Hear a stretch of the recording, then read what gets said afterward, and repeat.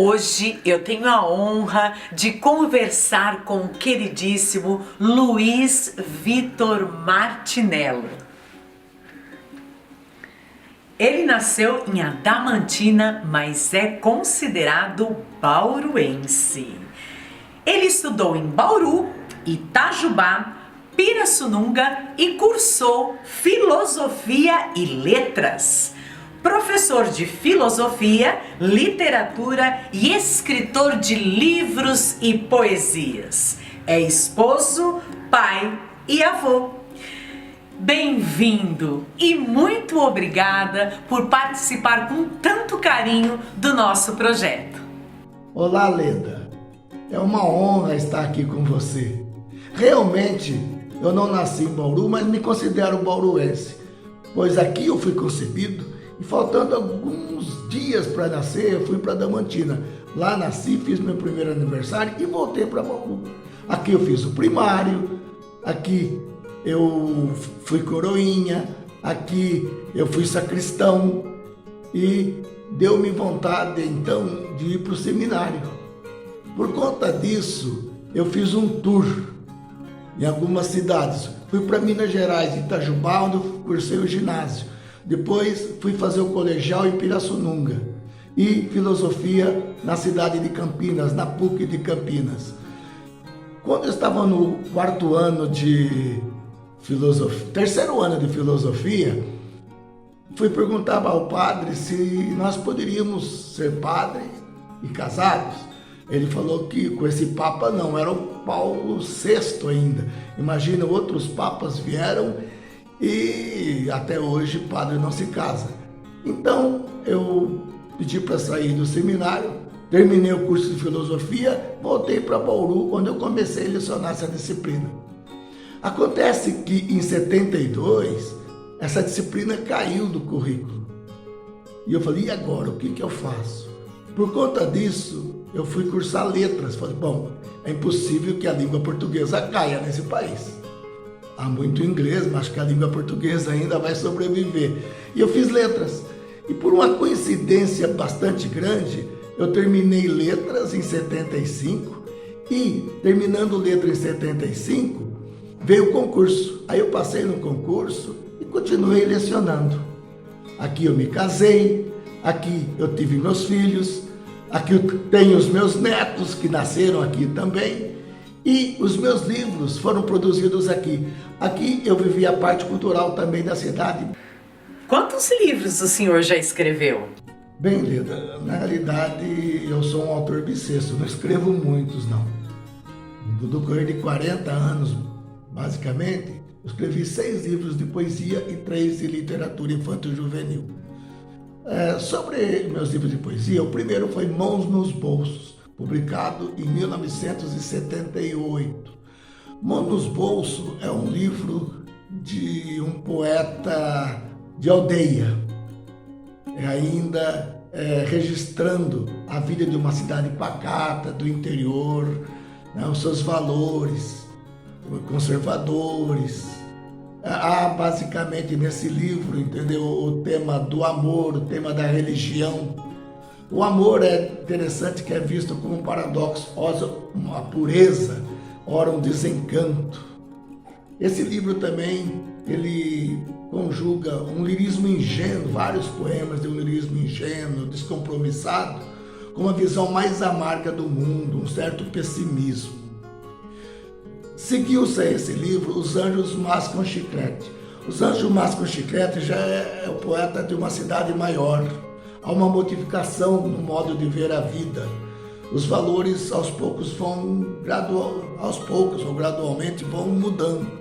Nesse livro já entra o humor, o deboche, a ironia, a crítica. É mais contundente a crítica ao comportamento e principalmente ao consumismo. Os outros livros que eu tenho, que é a literatura, me apaixonei por mim, mas não fui correspondido.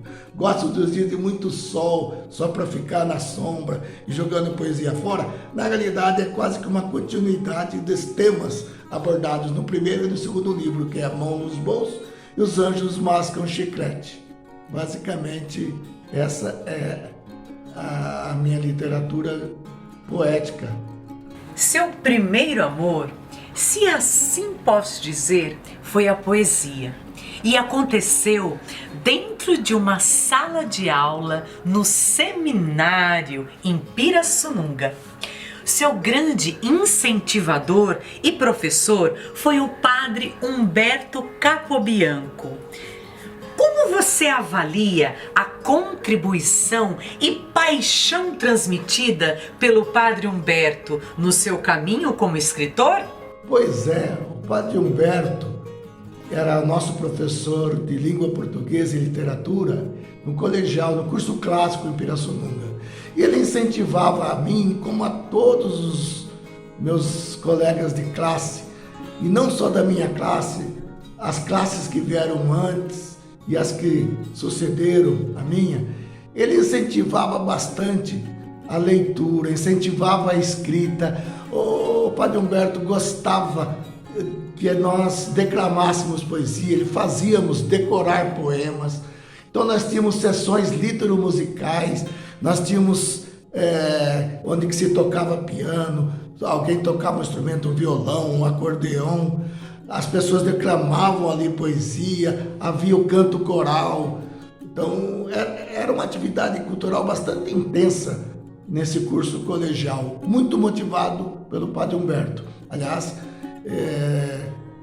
muitos dos meus amigos, né, da minha turma, hoje têm livros publicados.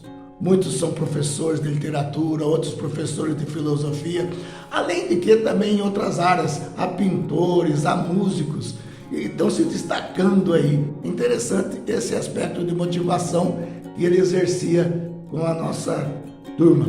E também incentivou muito a que escrevêssemos um jornal semanal. Eram 2 páginas de sulfite, hoje seria 1 a 4, que nós colávamos 2 folhas na parede da sala de aula. Então havia o primeiro colegial, o segundo colegial e o terceiro. E nós competíamos para ver quem fazia o melhor jornal. Esse jornal era ilustrado, com lápis de cor, aquela coisa toda, e datilografado. E era uma sensação, todo sábado à noite nós íamos ler esses jornais. Muitos dos meus primeiros artigos foram publicados aí. O senhor escreveu 3 livros infantis. O Sapato que Sabia Andar, que eu tive o prazer de ler e me encantar quando eu estava no ensino fundamental 1.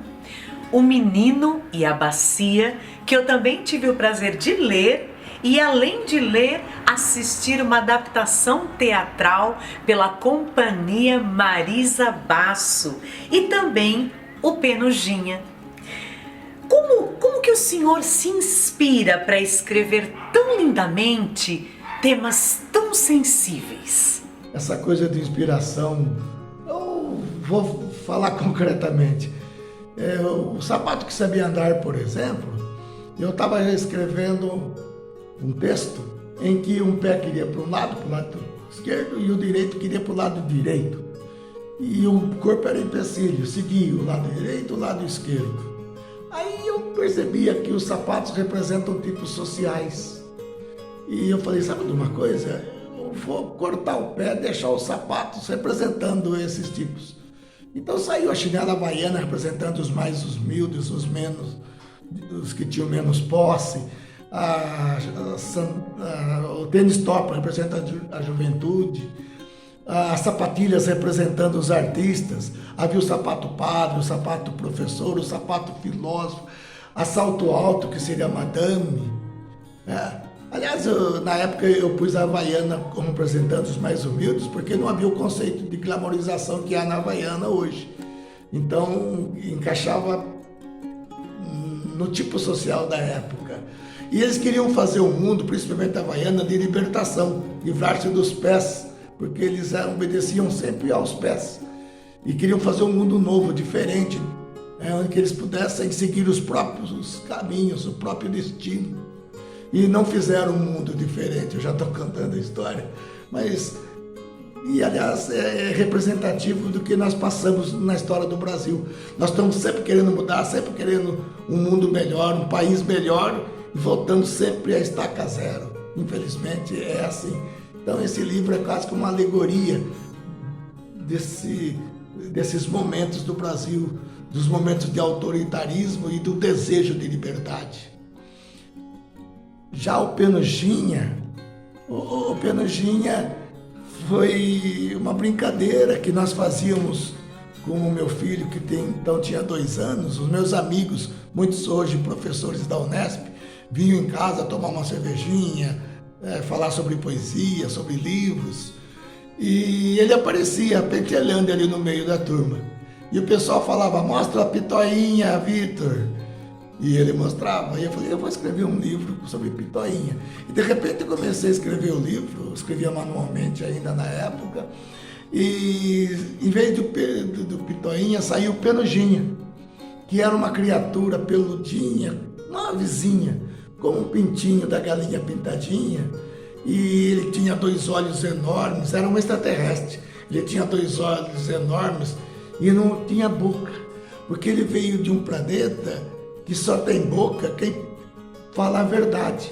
Como ele não exercitava, não tinha boca, ele não exercitava a fala, ele veio aqui para aprender a falar a verdade e voltar para o seu planeta, né? E aí um rapaz encontra o Penugina, ele é um estudante, e eles vão aprontar 1001. É interessante essa narrativa. Depois tem o livro Menino em Sua Bacia, que basicamente são memórias de minha infância. Eu passava a infância sempre numa fazenda, passava as férias da infância sempre numa fazenda e também num sítio. E a fazenda tinha luz elétrica, o sítio não tinha. E no sítio havia uma tia que ela contava histórias de fadas, de princesas, de fundo de mar. Eu acho que o Menino em Sua Bacia veio daí, dessas histórias, né, que havia do tempo de criança. E de repente parece que o livro saiu assim, quase que num fôlego. Eu escrevi inicialmente à mão e depois fiquei um tempo sem escrevê-lo. Depois eu dei continuidade a essa escrita já no computador, já dominando mais ou menos o computador, e a história veio num fôlego só. Nessa história eu cultivo a ternura, o amor filial, o amor puro, verdadeiro, e discuto bastante sobre o destino.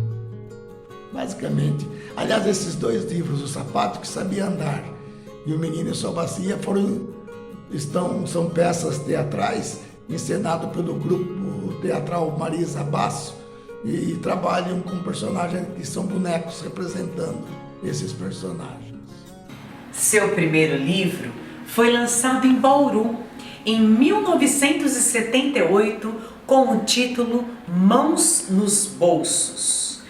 A poesia que nomeia a obra fala sobre individualismo de pessoas fechadas que se negam e se omitem frente a impasses. Seu Luiz, nesses 42 anos depois, em plena pandemia mundial, a sua poesia traz um dos problemas, se não o maior do ser humano: a falta de empatia e o individualismo. Como é reler essa poesia neste contexto atual? Pois é, Mão nos Bolsos é um poema que eu fiz numa época muito difícil da minha vida, mas que as portas estavam se fechando. Eu havia perdido aula de filosofia, estava para casar, eu fiquei pensando muito na sobrevivência. Como agora, por exemplo, nessa pandemia que nós estamos, você tem que ter 2 sensibilidades, não basta ter uma só. A sensibilidade, entendeu? Para quem está doente, com aqueles que estão doentes, e a sensibilidade para aqueles também que têm dificuldade de sobreviver. E eu estava basicamente assim, sentindo, não exatamente com essa força que há hoje, nessa pandemia, esse desespero que nós temos, mas eu sentia que as portas estavam estava difícil, formado, e até pensei, entendeu, em fugir do magistério, estava difícil ter aula, eu tinha que sobreviver, né? Então, o poema, um dia de uma aula de redação na faculdade, e saiu esse poema, independente da aula lá, uma caneta na mão, saiu. Sempre aquela hora triste e que não conseguimos senão ficar calados. Sempre aquela hora profunda que pesamos sobre nós mesmos e de nenhum gesto somos capazes. Irremediavelmente estabelecidos na paixão da hora, não percebemos senão a noite grande e negra e a irresistível, aquela vontade inútil de uma mão. Mas todas as mãos estão nos bolsos. É interessante porque esse poema não é o único a desenvolver essa temática do individualismo, essa temática do sofrimento, da dor, da paixão. A palavra paixão da hora é no sentido de, como da sexta-feira da paixão, a paixão de Cristo, o sofrimento de Cristo. Então é interessante que a humanidade e às vezes a pessoa individualmente passa por isso.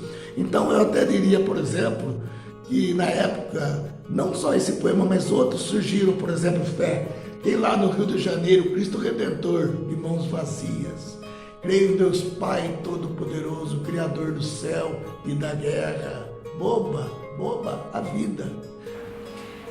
O seu poema Final Feliz Natal faz parte do livro Os Anjos Mascam Chiclete e foi inserido em um livro didático intitulado Reflexão e Ação, de Marilda Prates.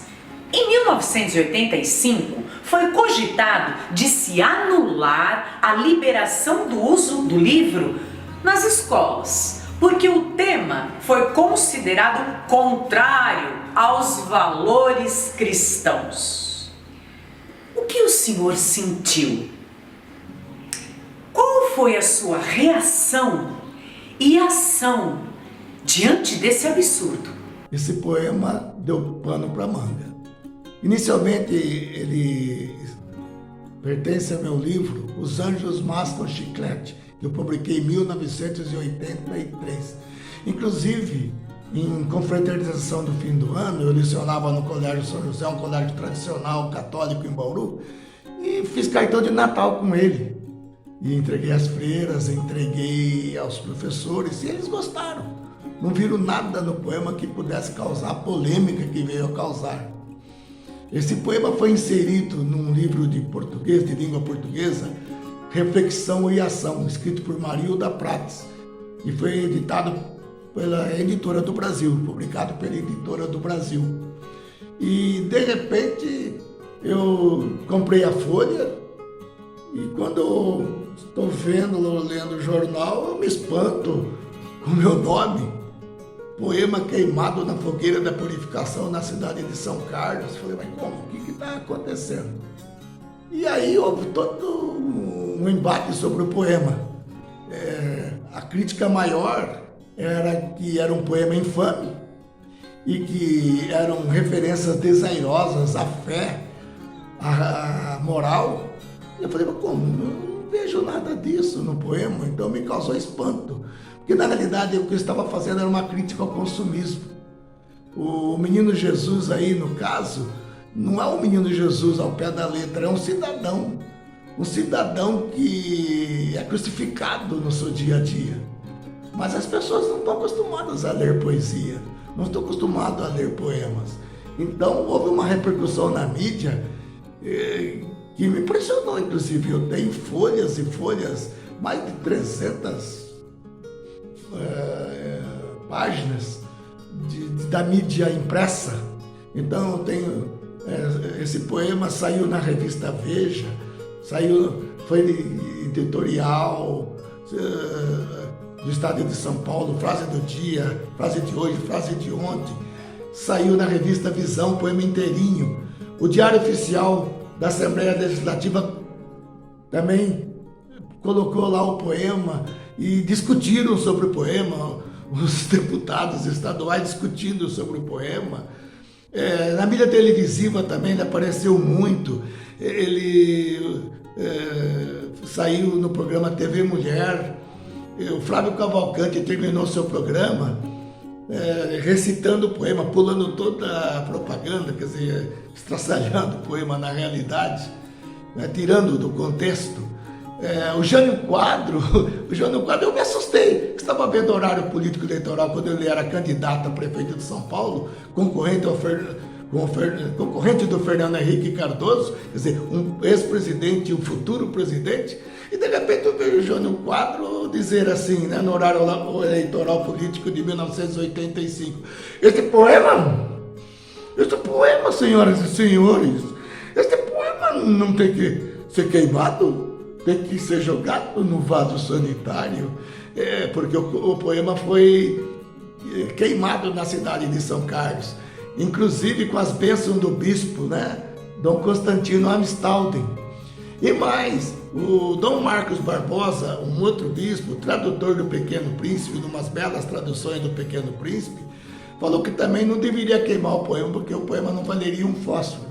Então essas coisas aconteceram, entendeu? E a minha reação, eu falo que foi como uma chuva de verão. Veio forte, ficou um mês na mídia, mas se fosse hoje, no tempo das redes sociais, isso estava se alastrando mais e mais. Mas na época foi chuva de verão, se apagou e tudo bem. Atualmente, o que o senhor tem feito? Quais são os novos projetos? Estamos na expectativa. Como eu costumo dizer, na realidade eu sou um autor bissexto. Eu não escrevo tanto, eu digo sempre isso. E na realidade quase não estou produzindo. Eu vou ressuscitar um livro, Penuginha. Eu falo ressuscitar porque eu estou refazendo este livro, o Penuginha. Eu estou dividindo o livro, vou reeditá-lo, né, com novas ilustrações, dividindo em capítulos. Os capítulos terão título, haverá cenas inéditas. Então é o que estou fazendo agora, basicamente isso aí. E espero editar ainda este ano, reeditá-lo na realidade. E tem esse livro aqui que eu vou até mostrar, Leila, que eu já trouxe uma entrevista, que é Sobras Poéticas, Poesia Revisitada. O histórico é o seguinte: eu lançava meu último livro de poesia quando um ex-aluno meu de cursinho, e que depois fez letras em Araraquara, na Unesp de Araraquara, ele chegou para mim e falou: "Oi, Vi, tudo bem e tal. Queria fazer um projeto com a sua poesia." Eu falei: "Puta, eu tenho uma vontade enorme de publicar uma antologia com todos os livros que eu já escrevi." Ele falou: "Ah, é ótimo, vamos fazer isso." Eu falei: "Ah, mas custa dinheiro, né?" Sempre é um custo. E ele falou: "Eu pretendo entrar num projeto aí que a gente possa ter o financiamento público." Eu falei: "Eu não acredito nisso, não. Financiamento público." Olha, ele ligou 2 dias depois: "Olha, eu tenho um projeto público aqui de Bauru." Eu falei: "Pior ainda, é impossível que eles vão financiar um projeto, uma antologia." E, bom, passou-se um tempo, na realidade 1 ano. E de repente ele me liga: "Vitor, eu vou defender o projeto." E eu falei: "Que projeto, Tiago?" Tiago Correia, né? Tiago Augusto Correia. E ele falou assim: "Poxa vida, Vitor, o projeto lá." Eu falei: "Nossa, vai defender?" E ele defendeu o projeto e foi aprovado. Foi uma grande surpresa. Mas ele tomou conta do projeto todinho. Eu passei o material para ele e ele não me deixou ver o livro. E ele fez... Foi um patrocínio da Secretaria Municipal da Cultura de Bauru, com a Canal 6 e o Tiago. E eles, então, produziram esse livro. E eu não via nada, foi uma surpresa para mim quando saiu, porque um dia eu cheguei na editora e eles estavam mexendo, provavelmente, com um livro no computador, e fecharam o computador. Aí o Carlos Fendel, que é o editor, né, da Canal 6, falou: "O noivo não pode ver o vestido da noiva antes do casamento." Então, e quando eles aprontaram o livro, foi uma surpresa para mim, né? Mostraram, nem a capa eu conhecia, Essa foto também não conhecia, eles tiraram de surpresa numa entrevista que eu estava dando para eles lá. E é um livro assim de muitas páginas. Eu diria mais ou menos 390, 91, 93, 394 páginas. E aqui tem toda a minha poesia. Os 6 livros, né, de poemas, todos. E mais a Fortuna Crítica. Toda a polêmica do final Feliz Natal está aqui também. Então, as análises que fizeram da minha poesia, e as fotos, a documentação, para mim é gratificante isso. Então eu estou trabalhando atualmente neste livro e no Penugina. É o meu projeto deste ano. Seu Luiz, eu gostaria muito de agradecer o seu trabalho ímpar, sua luta e agradecer por se fazer tão presente nos dias atuais. E antes de me despedir, eu gostaria que o senhor nos presenteasse lendo uma poesia sua. Foi um prazer estar aqui com você, Leda, e obrigado por essa oportunidade. E você que é de Lençóis, eu lecionei 2 anos em Lençóis. Aliás, na época que eu lecionei foi a época da polêmica do livro. E me lembro também que no ano seguinte eu estive em Lençóis por conta que os imortais da Academia Brasileira de Letras estiveram aí a convite de Orígenes Lessa. E eu sou muito grato dessa lembrança, por quanto eu estava sentado num banco de praça entre Ana Maria Machado e a Raquel de Queiroz. Estávamos conversando e um aluno daquela época fotografou e me presenteou com esta foto. E eu guardo com muito carinho isso. Aliás, Lençóis, né, onde eu estive várias vezes, e por conta de vários convites, inclusive do Nilceu, que você e ele são 2 esteios da cultura nessa cidade, e agradeço por isso. E em agradecendo, eu termino com uma poesiazinha. Tudo bem, Helena? Skydrive. Disseram que, por mais espaço no PC, guardam-se arquivos em nuvens. Muitos poetas devem ter lá gravados os seus poemas. Vai que é por isso que outro dia choveu poesia em mim. Foi um prazer imenso conhecer um pouquinho mais do senhor, do meu querido escritor do sapato que sabia andar. E saiba o senhor que os seus sapatos também me inspiraram a caminhar por conta própria. Gratidão, seu Luiz.